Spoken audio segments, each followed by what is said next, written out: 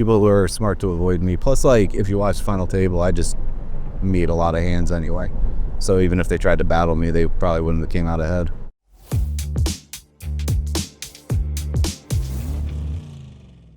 Each and every summer, millions, okay, maybe not millions, but thousands of people descend upon Las Vegas in hopes of winning a lot of money and the most coveted piece of jewelry in all of poker, a gold bracelet. Today, I have a special guest. Somebody who has won 3 of these bracelets and, well, the one everybody wants. It's a main event one. It is Joe McKeehen, the 2015. Yeah, you got a camera through too, well. Yeah. The 2015 World Series of Poker main event champion. Joe, how are you? I'm good. How you doing? I'm good. So you're here. The Vegas weather already. Are you loving it? Yeah, we must be. It takes a special, guy that has to love the Vegas weather to be here for the whole time. Are you gonna? Okay, so we'll start off. Are you here the entire summer? I'll be here for a long time, man. I'll be here till like the middle of July if everything goes well. If I'm lucky enough to be there. Unless you're broke, of course. Yeah, that'll be tough. I do think I might, I keep asking Jesse Lonis, who keeps winning millions of dollars to stake me, so yeah, he might be able to spare $1,000 or $2 for me if I go broke. There you go, okay. I feel like you could get backers. Yeah, Jesse Lonis, I think he'd get me for some $500 tournaments if he needed to. What makes you so difficult to deal with in these large field MTTs? I remember, I don't know the exact year, but there was a point where I was talking to some people, while I was doing commentary, and I said, when we talk about the best large field MTT player out there, I felt like your name was on the very short list of that. It just seemed like, not a slight when you're playing in the shorter ones, but when it seemed like when there was 1,500, 2,000 people, 3,000 people, you just seemed to navigate through that field. What is it about your game that kind of translates so well? I don't know. Probably just positive short-term variance, clouding your judgment. That's it. You're just you're so humble. You're not gonna be like, no, because I'm good, man. No, I am pretty good. I mean, I know what to do. I can figure out people. I played enough live poker to understand it's not just like you kind of figure out your opponent and be able to. Hopefully, I think I'm good at seeing someone do something one time and kind of understanding their thought process and being able to go against that and making it tough on people. I don't put myself in jeopardy too often if I don't have to, which I think is like survival is a bit of a skill. But I mean, you go that deep in the tournament, you're winning. You just getting a bunch of flips because you're always getting flips, and if you're winning more of them than you're losing, you're going to look really good, right? Do you actively try to avoid kind of those flips if you can? No, you got to get it in sometimes. It's just how it goes. If the spot's good, you got to put the money in. And if you're lucky enough to win like 4 of them in a row, you have a big lot of chips. You look like you're really good at poker, just because you want some flips sometimes. That's how it goes. A lot of tournament poker is just especially when people don't have a lot of chips stacks, just 2 good hands going in up against each other. And if you're the one that's winning more often than not, you're going to look better. I mean, nobody remembers the guy that lost the flip that would have given them the chip lead. They only remember the winner. Right. And of course, the fans of the game, the ones who maybe, don't understand the game as much, they'll look at the guy who won the flips and they'll be like, oh, what a good poker player. And the guy who loses the flips has no idea what he's doing. Exactly. Which is kind of funny. Well, if people understood and thought rationally, then, there wouldn't be as much money in poker.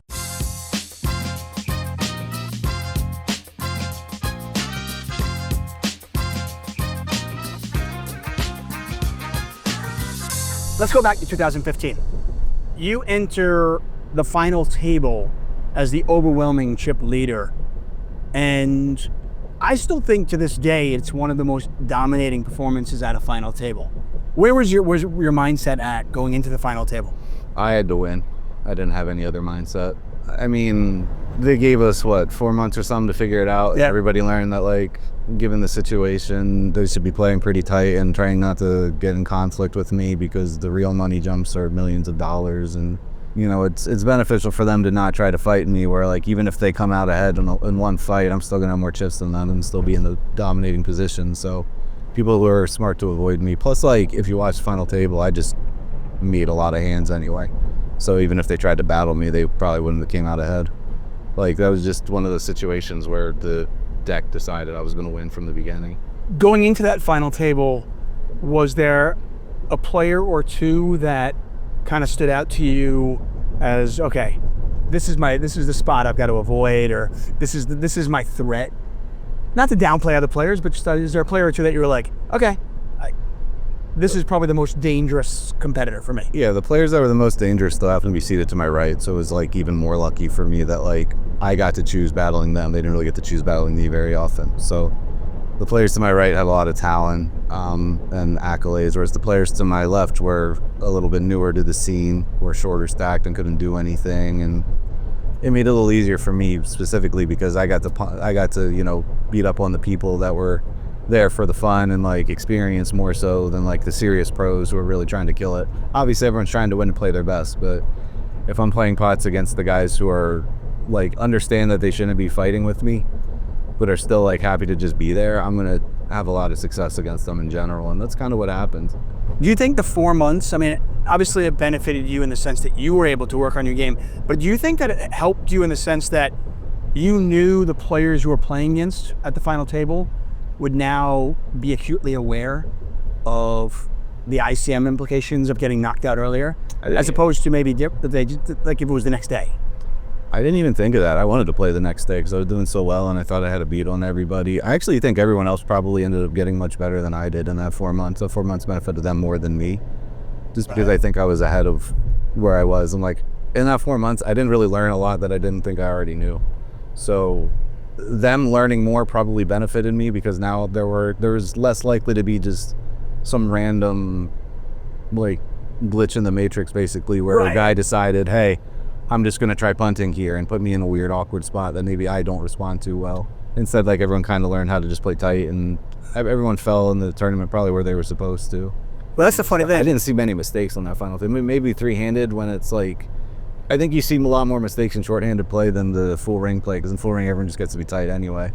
But when you get shorter, that's like I'm up against one of the guys who was happy to be there, and then a good pro who was again aware of the situation, and I got to kind of that's where I think a lot of the skill came in, because that's where like we started having to play pods. When you get to three-handed, you can't start avoiding one person at the table anymore. You can play tentatively against them, but that's where the situation where I think that's where it benefited me the most, where like I felt like I had a good skill edge and I kind of got to understand what was going on beforehand, and that's where I think I made some of my better reads, and even if I had the best hand a lot anyway. So I remember the final table so well. Obviously I've been in this business a long time, but I'm a huge fan of the game, and I remember watching that final table, and you just looked like you were it was, like we both like sports, and it just looked like you were in control. Like there was never a point where like you looked like you were at all rattled. And right from the get-go, I remember, I want to say it was the first hand or maybe the second hand, when a friend of mine actually, they went down there for November 9, they bring all their friends, and they get it in, was it like the first hand? Second hand. Second hand, Mr. King Patrick, Queen, right? Yeah, he called it with King Queen. I was a little surprised at that. I thought like immediately I'd make a shove that's profitable, but generally because it's going to go fold a lot, not because like if I get called I'm usually in bad shape. That's how I knew it was going to be easy. Not easy, but like I knew that like it was going to be my night when I shoved. I got called by a worse hand and then I won the hand. That's hard to do. Right, you figure when you get called, did you shove ace-10? I had ace-4. Ace-4, wow. Ace-4. Ace-4 looks like aces though. It does, but if it did I would have just raised if I had aces, so.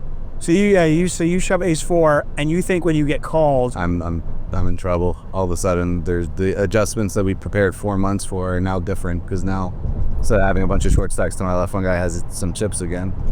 Then I have to figure out how is he going to play that stack. Is he going to play tight? Is he going to respect me? Is he going to come at me? There's lots of stuff that could happen. But then I won the hand, so it didn't matter. And right. Well, it just made it even. Now suddenly, now we're 8-handed and. Status quo, and everyone else like breathed a sigh of relief. They weren't the first one out. I think that's kind of a thing for a lot of people, especially because like they pay you your 9th place money before you leave, and then you come back in 4 months. So one person comes back, it's no money. Everyone else at least gets to go to the payout gauge again. I remember talking to a friend about that. So really I was actually talking to Ryan Feldman. Huh? Oh, Feldman's good. Yeah, I remember talking to Ryan Feldman about it because he was good friends with Pat. Yeah, Patrick, who like me as well. We've known each other a long time too. And he's from the East Coast, so he knew all of us. Well, I feel like a lot of the conversation about that hand was kind of centered around, okay, it's the World Series of Poker, it's the November 9, which we don't have anymore, and you're in this really weird situation because all your friends and family have come to cheer you on. You prepared for this, right? Yeah. Are you prepared to get knocked out on hand 1 or hand 2? Yeah, we should be. It happens. It's totally fine. I mean, that tournament is so unique because the payout structure was stupid. Like, the payout structure from getting 10 to 9 is like a 250,000 jump, and from 9 to 8 it's 90,000, which is not standard and something they wanted to do because they wanted everyone on the final table to win $1 million, and that was their whole thing. So they did that, and they mitigated the thing. And that's like another reason I could build this big stack up to the point, because people were aware of the pay jump at that time, which is a big deal. And then when we got there, I didn't know if that was going to play a big difference. I wasn't smart enough at the time to realize that it would. But Right. I think that's one of the reasons he called. Like, I talked to him afterwards. He's like, yeah, the pay jumps were so small after that point. Like, I needed to get some chips so I could, like, get to the point where the pay jumps became relevant. It made a lot of sense, too. And in this situation, his call off is, like, fine. Well, I mean, he probably thinks, I mean, and correctly so, probably thinks that, hey, Joe probably doesn't think that I'm going to call off because, it's a second hand. I don't want to get eliminated. So he probably figures with King Queen, he's dominating a lot of what you're shoving, I guess. Yeah, I don't know. Whether it's correct he's or not. never in bad shape. I'm not shoving like ace king, ace queen. I'm not shoving kings or queens or aces. So I'm just gonna open those hands and call this shove and induce. Just a question if he wants to gamble or not. His call's fine. He's gonna be in the situation. I didn't really think like about this guy doesn't want to bust. I thought like, all right, it's 15 blinds on the button. I have a hand that I can just go all in with and make print money. So that's what I did. And a lot of hands, like, he'll have some dominated for sure, but he'll be in like that 40-60 spot a lot. So I'll be shoving a lot of little pairs. I'll be shoving a lot of just bad aces. I'll be shoving some big broadways, which is the stuff he's dominating with king, queen. But yeah, being in a 40-60 early on, you could do worse.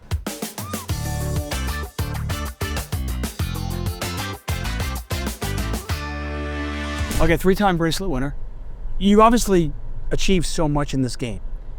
What is there left for you to achieve? Is it just about money for you? Is there a legacy you want to leave behind? What's important to Joe McKeehen? I need to keep making money. I mean, you make a few $1 million. How much money is enough? No, I don't know. How many yachts are enough? I don't even have one yet, so I got to get my first one. I'm responsible. I put all my money away, so I just keep playing to like make more money. I got a wife to support. I got a mortgage. I like to pay that off. And I have fun doing this. I get to play multi-table tournaments for 6 weeks, even though it keeps getting worse and worse because the fields keep getting bigger and bigger. You say I might be a good field player, but I prefer the smaller 400-person, events compared to those massive. They're so hard to run, and they're like not fun to play until you get like very deep in them, because they just feel like chores early. Right. Playing like a 1,500 monster stack day one, 100 big blinds against a bunch of guys who are there probably playing like their 1 or 2 tournaments only, because those gimmicks are special and they get 10,000 people, and it's so hard to go deep and do well on them. Do you still love the game? I like it. Out here too, it's like the only opportunity you get to play different types of poker too. For the most part in mixed games, especially for like good amounts of money. 1,500 mixed game events, they don't pop up everywhere. 10,000 if I think I'm good at them or I want to gamble. Are there good, what besides no limit hold'em? I mean, I play the limit hold'em ones. Right, we know that. I'm looking at deuce to 7 this year, triple draw. Okay. Yeah, I like the limit games, some 8 game. I played 8 game before. Will you play the 50K Players Championship? No, that's I think 10 games. 9 or 10 games. I don't. Right. That 9th or 10th game, I don't like that much. When you're a smart guy, you could learn it. Yeah, but everyone else is so far ahead. 50,000 is a lot. I don't even play 50,000 no limits. It's a big jump. I played 25s. 25s are fun. See, that's a tournament I'm looking forward to, and they put 2 of them in 3 days. So it's gonna be great that like a week in, I'm gonna have the ability to potentially lose it twice each, be down 100,000 off the bat, and just have the rest of the summer without leaning over me.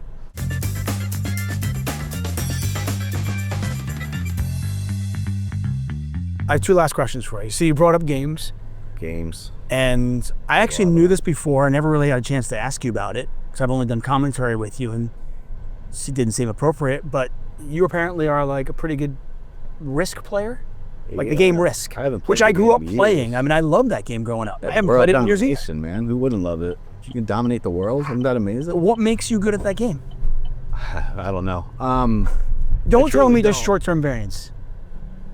And if I look at a 1-game sample, there could be some positive short-term variance for sure. I don't know, it's just fun. My mother played the game and taught it, and that side of the family played it, and they had a thing they go to every year, and I would join. I would join when I was like 10, 11 years old.